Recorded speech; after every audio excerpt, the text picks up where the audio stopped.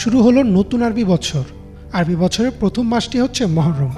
সারা বছরের সবচেয়ে গুরুত্বপূর্ণ মাসটি হচ্ছে রমজান, কিন্তু তবুও কেন মহরমকে আরবি বছরের প্রথম মাস গণনা করা হয়? আর এই মহরম মাসের ফজিলতি বা কতটুকু? মহরম হচ্ছে ইসলামের 4টি পবিত্র মাসের একটি। রাসূল সাল্লাল্লাহু আলাইহি ওয়াসাল্লাম বলেন, রোজা রাখার জন্য রমজানের পর সবচেয়ে উত্তম হচ্ছে আল্লাহর মাস মহরম। এই হাদিস থেকে দেখা যায় রাসূল সাল্লাল্লাহু আলাইহি ওয়াসাল্লাম মাসটিকে আল্লাহর মাস হিসেবে বর্ণনা করেছেন। বছরের আর কোনো মাসকে এমনভাবে আল্লাহর মাস হিসেবে বলা হয়নি।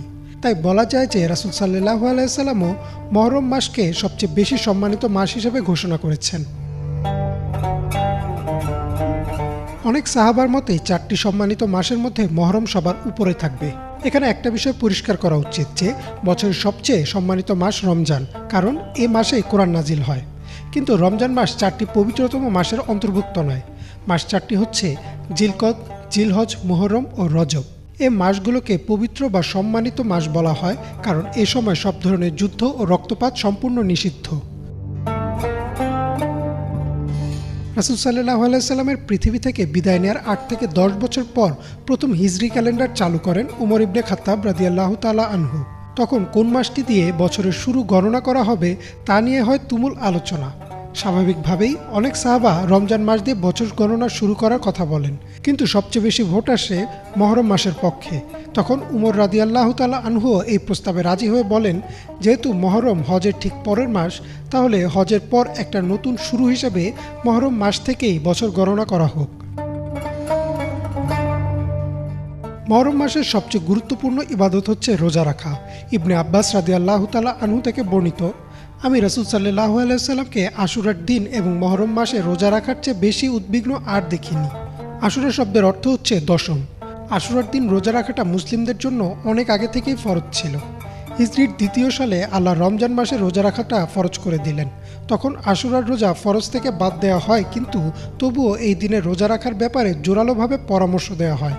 শুধু তাই না, মহানবী সাল্লাল্লাহু আলাইহি ওয়াসাল্লাম বলেন, এই দিনে রোজা রাখলে আগের বছরের সব গুনাহ আল্লাহ ক্ষমা করে দেন।